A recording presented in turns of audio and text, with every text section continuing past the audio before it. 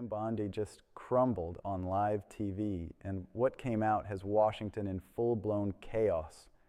A federal judge just exposed a secret operation of unlawful arrests against Democratic officials, not criminals, not fugitives, political opponents. Bondi admitted she overrode local police, installed federal agents, and greenlit arrests with no evidence, triggering a meltdown inside Congress. Judges are now warning of immediate detention. DOJ staff are flipping, and the cover-up is collapsing in real time. This isn't politics. This is a direct invasion of democracy. And the next revelation hitting the courtroom, it's even worse. Stay right here. This morning, outside of an Immigration and Customs Enforcement processing facility in Chicago, Illinois. Authorities were forced to use non-lethal munitions to push back rioters.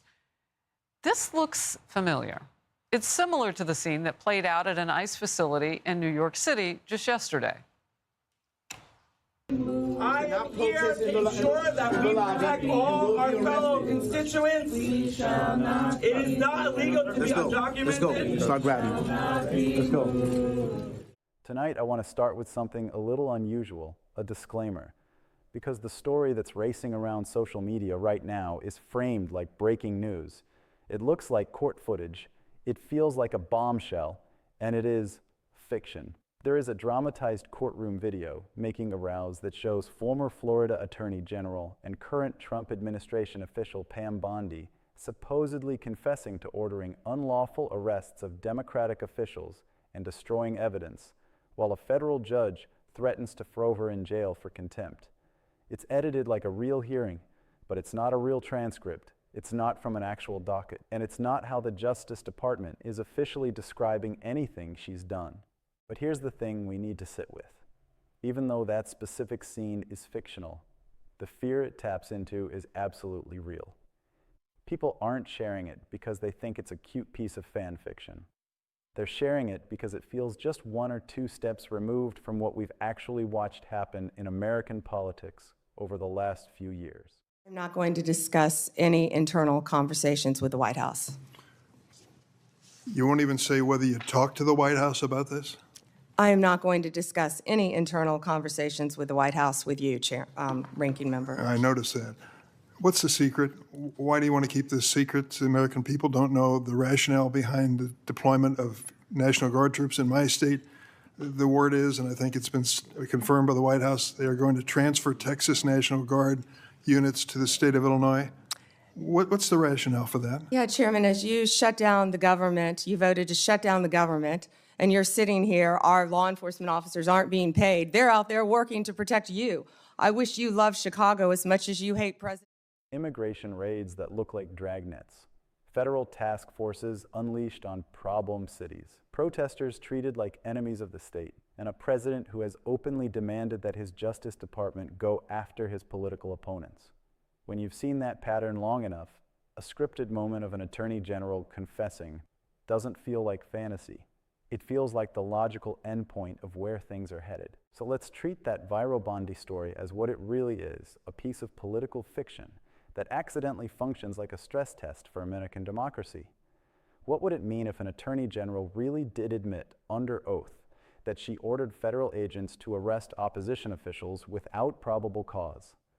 What would it mean if a judge really did spell out a pattern of evidence destruction, obstruction, and contempt from the nation's top law enforcement officer? And more importantly, how close are we in real life to a government that sees those abuses not as scandals, but as standard operating procedure? In the video, the script has Bondi laying it out almost casually.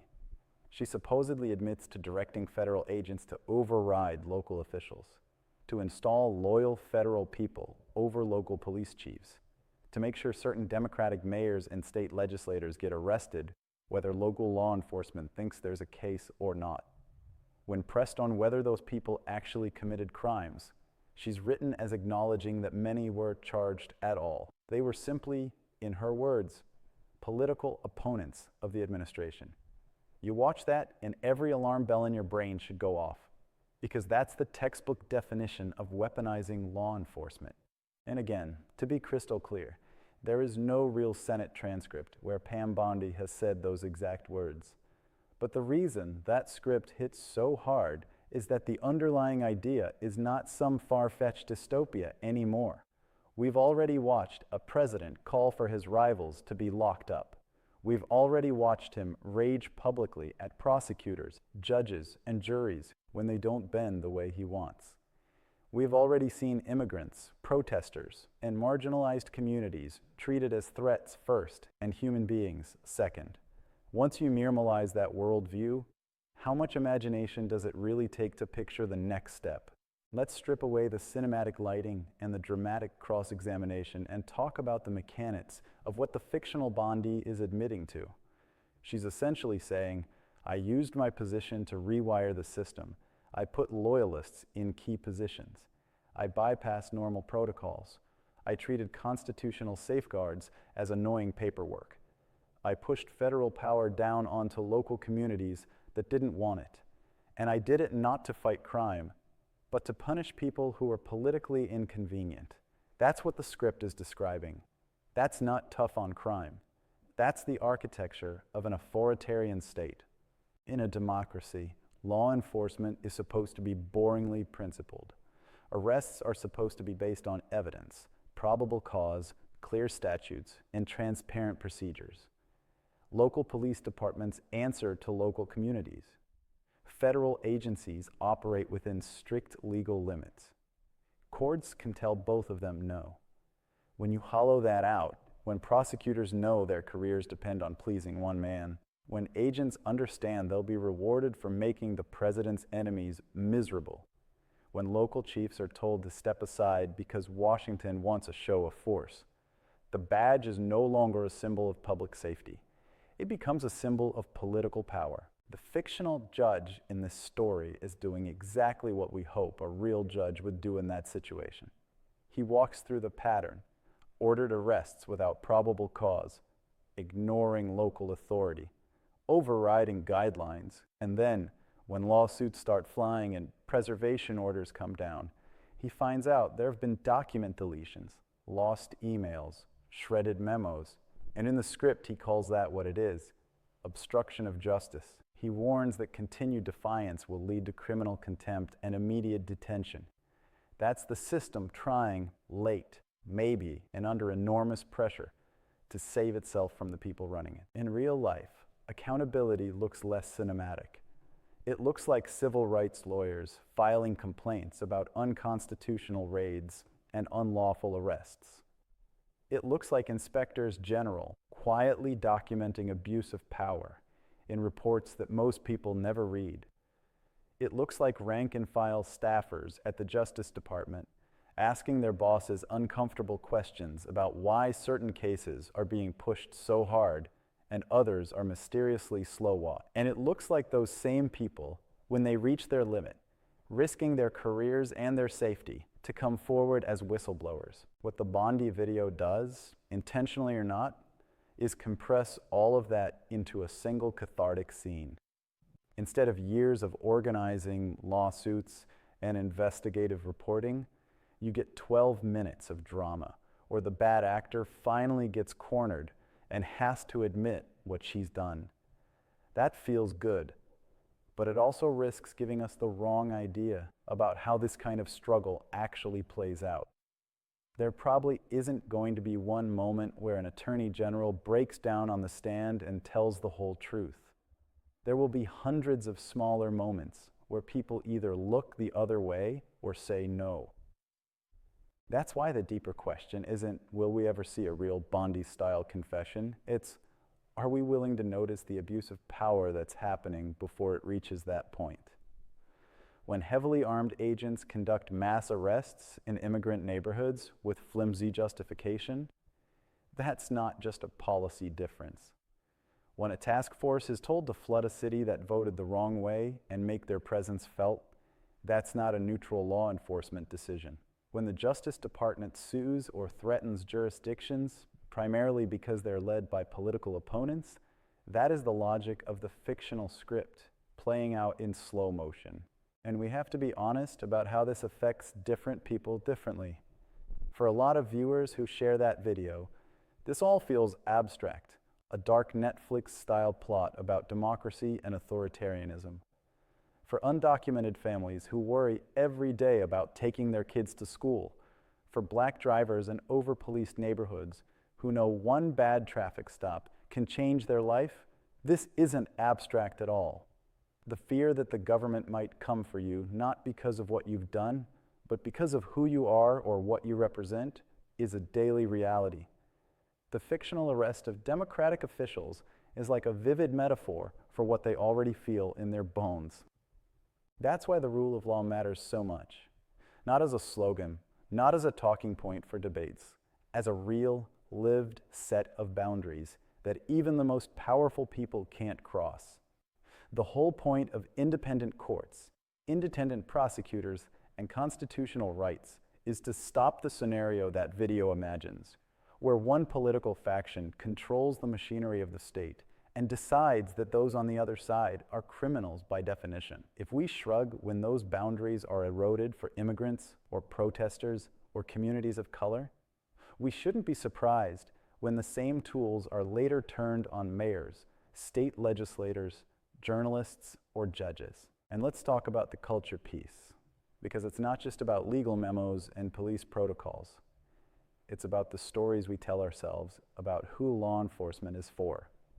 When a president stands on stage and rants about Democrat cities, radical left prosecutors, traitor judges, and enemies of the people, he's not making random noise. He's teaching his base to see entire communities and entire institutions as illegitimate. He's laying the emotional groundwork for the idea that using federal power against those targets isn't abuse, it's justice. In that worldview, of course you override local chiefs. Of course you ignore norms.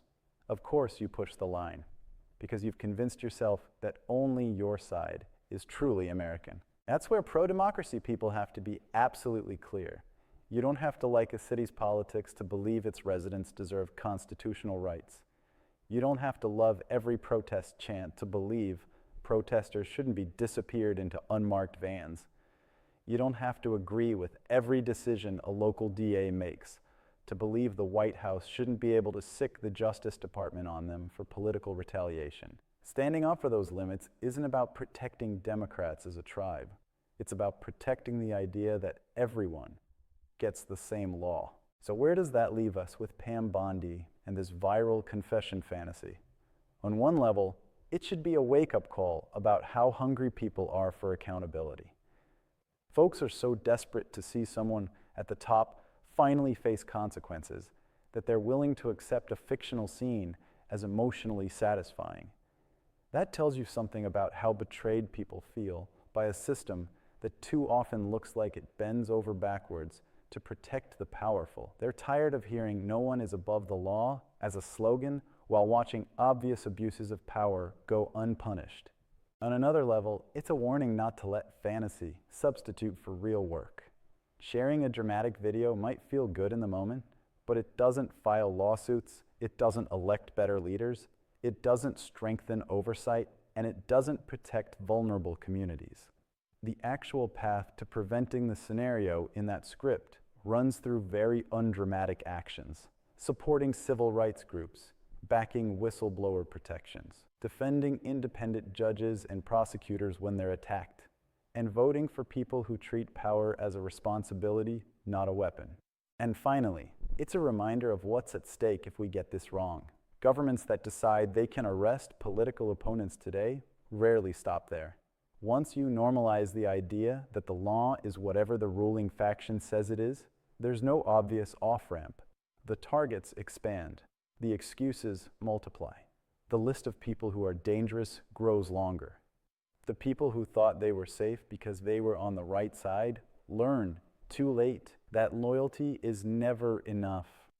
So when you watch that fictional judge stare down a fictional attorney general and say, "No more, this ends now," try to imagine what the non-fiction version of that moment would look like. It's probably not going to happen in one dramatic hearing. It's going to look like thousands of ordinary people in different institutions making small principled choices.